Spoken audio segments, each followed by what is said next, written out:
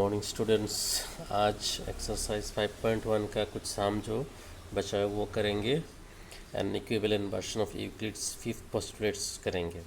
Euclid ने कुछ postulates दिया है, उसका जो फिफ्थ पोस्टुलेट है उसका इक्विवेलेंट वर्जन क्या है वो करेंगे। तो फर्स्ट एक्सरसाइज 5.1 का रिमेनिंग पोर्शन। कल 1 किया था, आज क्वेश्चन नंबर 2 है। Give a definition for each of the following terms. Are there other terms that need to be defined first? What are they and how might you define them? तो first है parallel lines, then perpendicular lines, line segment, radius of a circle, square. तो parallel lines का definition है lines which do not intersect at anywhere are called parallel lines। वो जो सारे लाइनें हैं जो कभी एक दूसरे को इंटरसेक्ट नहीं करता, वो सारे लाइन का नाम है parallel lines. Number 2, perpendicular lines. Two lines which are at right angle to each other are called perpendicular lines। दो लाइन एक दूसरे को 90 डिग्री एंगल बनाता हो, 90 डिग्री मतलब राइट एंगल, तो वो दो लाइन एक दूसरे का परपेंडिकुलर होता है। जैसे दोनों के बीच में 90 डिग्री एंगल होना चाहिए, तब जाके ये लाइन दोनों परपेंडिकुलर लाइन होगा। Number 3, line segment. Line segment है एक, it is a terminated line. Terminated मतलब किसी बहुत बड़ा लाइन का छोटा एक पार्ट का नाम है line segment, terminated line. Number 4 है radius of a circle. The length of the line segment joining the center of a circle to any point on its circumference is called its radius। Radius क्या है? एक circle का point centre होता है जहाँ पे आप जो सर्कल ड्रॉ करोगे तो कंपास का जो लेग जहाँ पे पॉइंट करोगे वो होता है सेंटर, और ये जो राउंड शेप जो बनता है वो है सरकमफरेंस। तो ये सेंटर से सरकमफरेंस तक कोई स्ट्रेट लाइन, कोई भी स्ट्रेट लाइन हो, उसका लेंथ का नाम है रेडियस। ये सेंटर से लेके सरकमफरेंस तक स्ट्रेट लाइन जो है वो उसका लेंथ का नाम है रेडियस। तो number 5, square. A quadrilateral with all the four sides equal and all the four angles of measure 90 degree or right angle, each is called a square। Square क्या है? ये क्वाड्रिलेटरल है, मतलब 4 साइड्स वाला फिगर है और सारा साइड इक्वल होना चाहिए, और ये सारे एंगल जो बनेगा, 4 एंगल बनेगा, 4 एंगल 90 डिग्री 90 डिग्री 90 डिग्री होना चाहिए, तो जाके वो स्क्वायर बनेगा। Number 3, consider two postulates given below.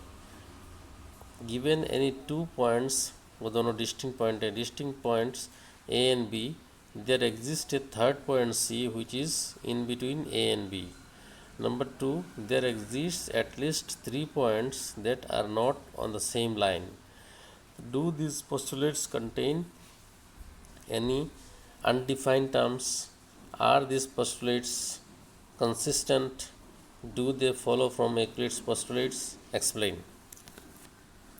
दो postulates हमें दिया गया है। नंबर 1 है given any 2 fixed points, distinct points A and B, there exists a third point C which is in between A and B।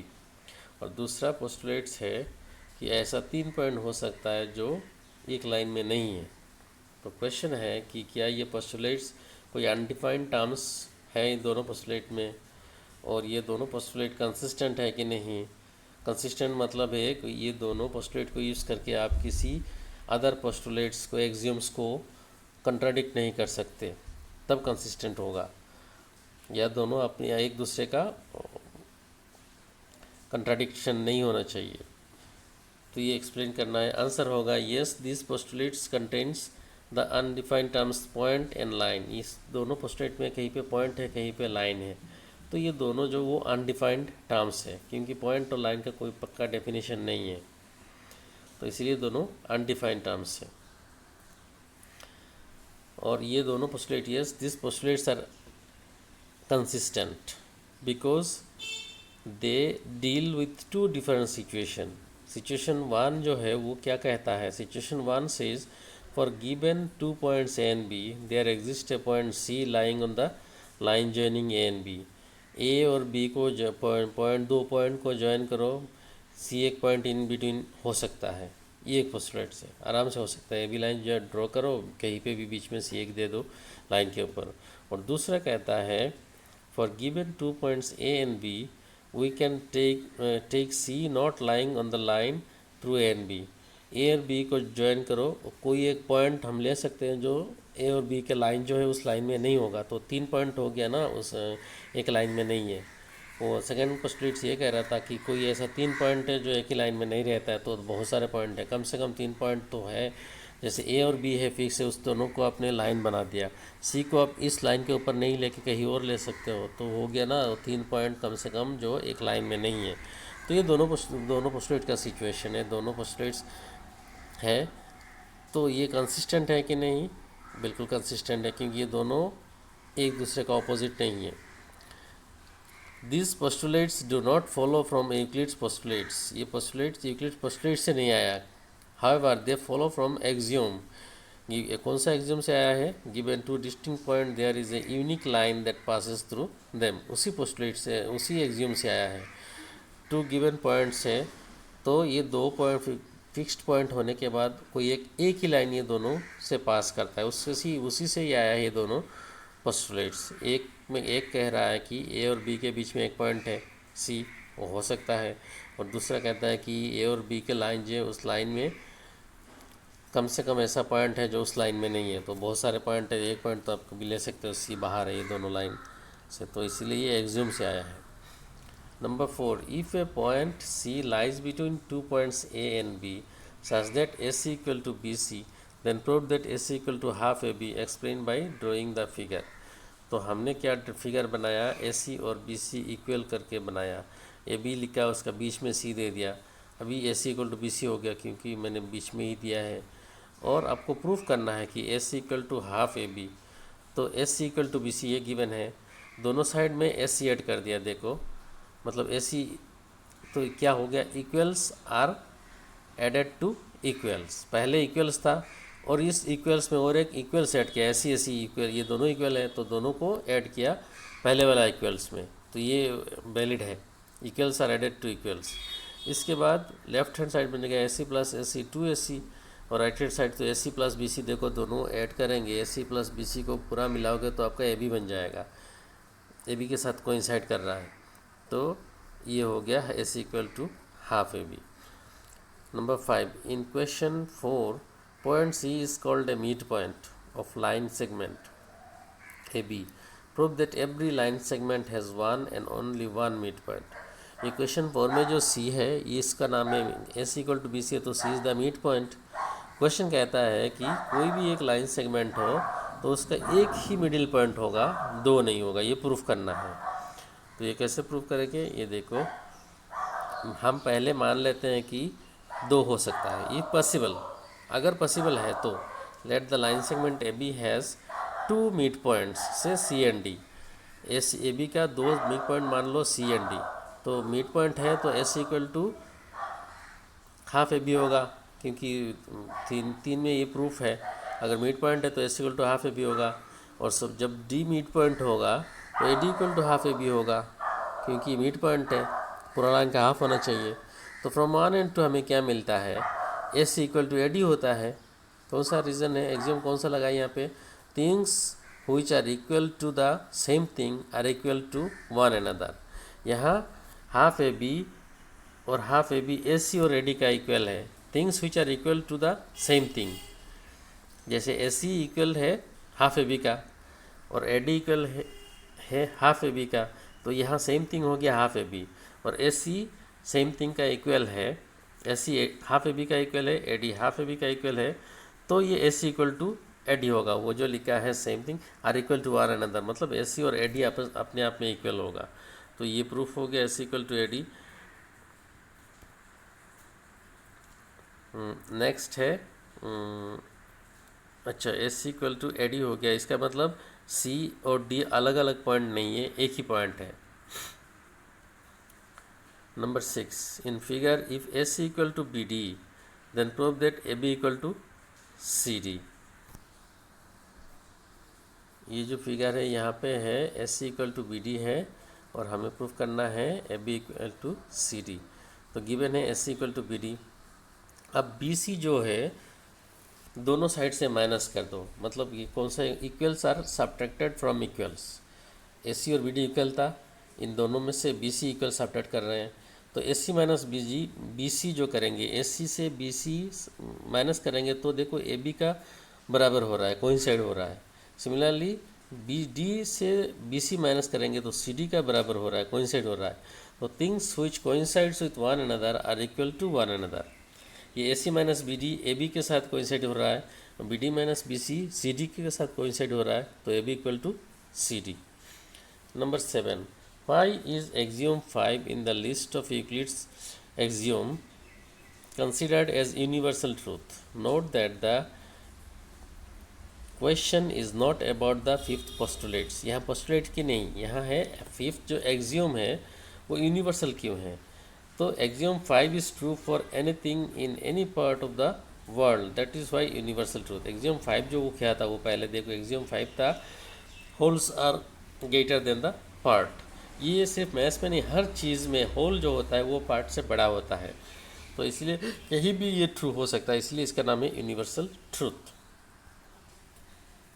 अभी equivalent version of Euclid's fifth postulate, Euclid's जो fifth postulates है उसका equivalent version क्या हो सकता है। Number 1 ये हो सकता है, for every line L and for every point P not lying on L there exist unique line M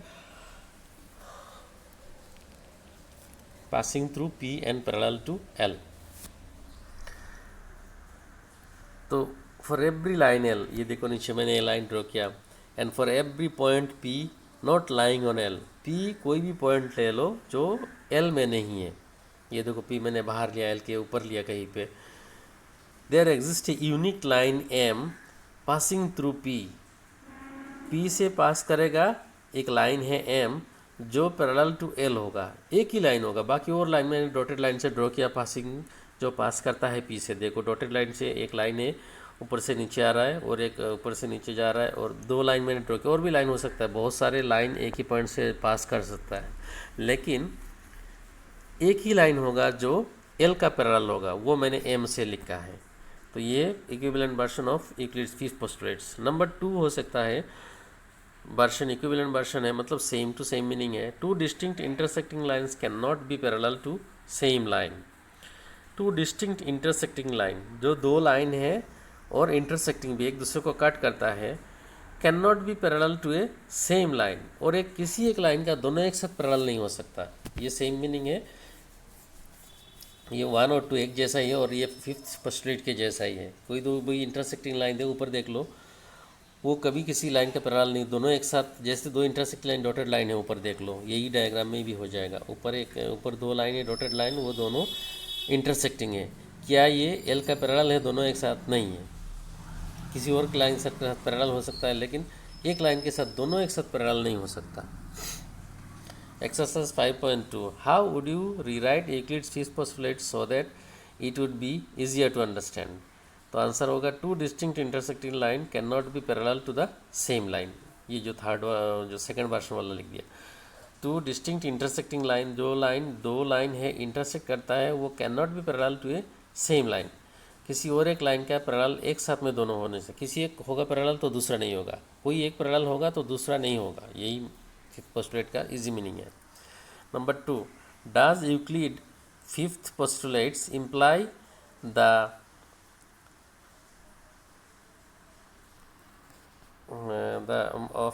existence of parallel lines explained। Does Euclid's fifth postulates imply the existence of parallel lines explained। Fifth postulate जो है वो parallel line का existence करता है या नहीं, explain करो। तो यस, ये करेगा। तो कैसे करेगा, देखो, if a line L falls on two straight line, कोई भी एक लाइन दो स्ट्रेट लाइन में, पहले हमें मिला फिफ्थ पोस्टुलेट जो है, टू एक लाइन दो लाइन को ऊपर फॉल करता है। जैसे एक लाइन एल लिया, किस किस के ऊपर फॉल कर रहा है, एम एन एन के ऊपर फॉल कर, एम एक लाइन है, एन एक लाइन है, इस दोनों के ऊपर एल लाइन फॉल कर रहा है, मतलब ये दोनों को कट कर रहा है वो, such that sum of interior angles on one side of L is two right angles. मान लो ये सम ऑफ इंटीरियर एंगल जो है एक साइड का लेफ्ट साइड, सपोज ये टू राइट एंगल्स है, इसका मतलब ये लेफ्ट में the lines M N N will never meet on the left side of on this side of L, मतलब जिस साइड में सम टू राइट एंगल्स हो रहा है, दैट इज़ 180 डिग्री हो रहा है, इस साइड में ये पोस्टुलेट करता है, इस साइड में तो मीट नहीं करेगा। अगर लेस है तो मीट करता है, पोस्टुलेट करता है साम इंटीरियर एंगल का, साम अगर लेस देन 180 डिग्री है तो उसी साइड में आगे एक्सटेंड करोगे तो मिलेगा। लेकिन यहाँ जब टू राइट एंगल्स हो गया तो इस साइड में तो मीट नहीं करेगा। Next, in such situation the sum of interior angles on the other side of L will also be two right angles. अगर sum of interior angles left side में 180 हो रहा है, टू राइट एंगल्स हो रहा है, तो राइट साइड में भी तो 180 होगा सम ऑफ इंटीरियर एंगल्स। तो पोस्टुलेट्स कहता है कि उस साइड में भी वो दोनों लाइन कभी मीट नहीं करेगा, एक्सटेंड करोगे तो राइट साइड में भी नहीं करेगा, लेफ्ट साइड में नहीं करेगा। तो इसका मतलब है the lines will never meet and hence parallel. Left side में कितना भी बड़ा मीट नहीं कर रहा है, राइट साइड में कितना भी बड़ा मीट नहीं कर रहा है, तो इसका मतलब ये दोनों लाइन पैरेलल होगा। तो पैरेलल का एग्जिस्टेंस प्रूफ करता है पोस्टुलेट 5। तो ये है introduction to Euclid's geometry. Next हम करेंगे lines and angles. Thank you.